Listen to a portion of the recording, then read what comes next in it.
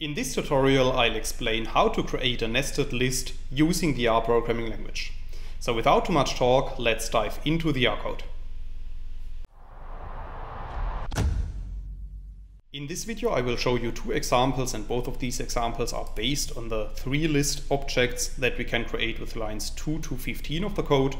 So if you run lines 2 to 4 of the code, our first list object is appearing at the top right, which is called list1.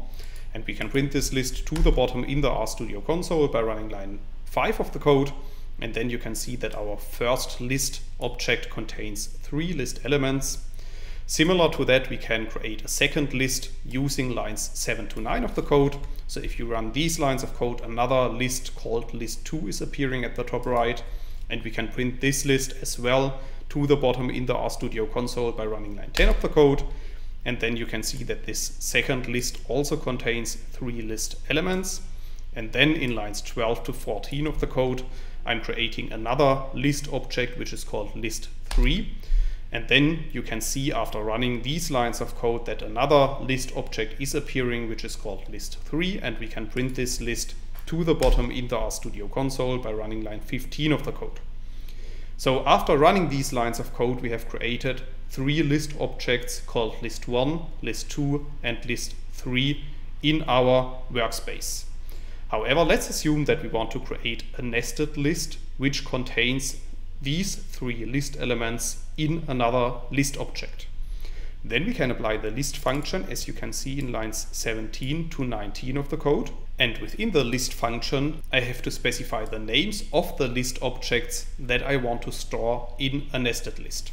So in this case, our list objects are called list1, list2, and list3. And I'm storing the output of this list function call in a new list, which is called my nested list1. So if you run lines 17 to 19 of the code, you can see that another list object is appearing at the top right, which is called my nested list1. And we can print this list to the bottom in the RStudio console by running line 20 of the code. And then you can see that we have created a nested list, which contains the list elements of our 3 input lists in 3 different nested list elements.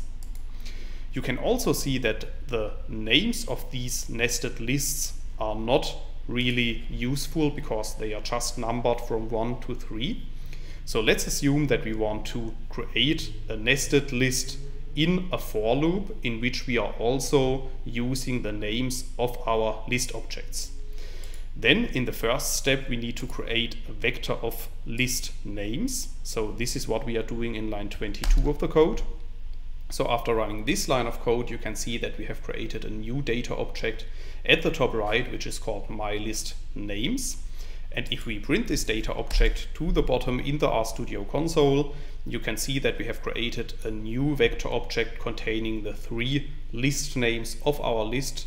So in this example, list1, list2, and list3.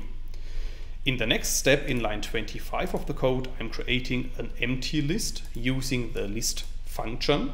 So if you run line 25 of the code, a new data object is appearing at the top right, which is called my nested list2. And if we print this nested list object to the bottom in the RStudio console, you can see that at this point our list is empty.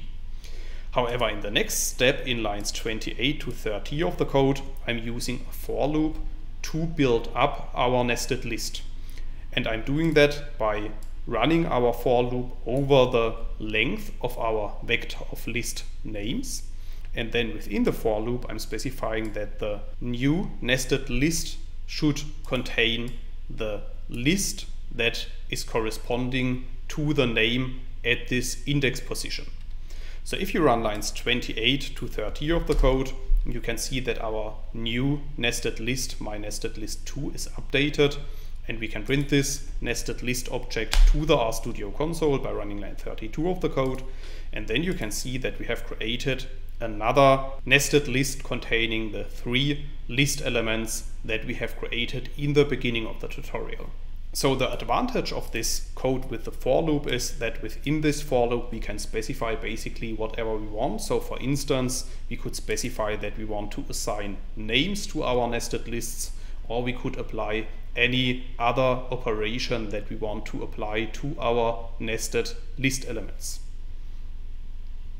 That's all I wanted to explain in this video. In case you want to learn more on this topic, you may check out my homepage statisticsglobe.com, because on my homepage I have recently published a tutorial in which I'm explaining the content of this video in some more detail. I will put a link to this tutorial into the description of the video so you can find it there. If you have liked this video or if you have any questions, let me know in the comments section below. I'll try to respond to all comments as soon as I can.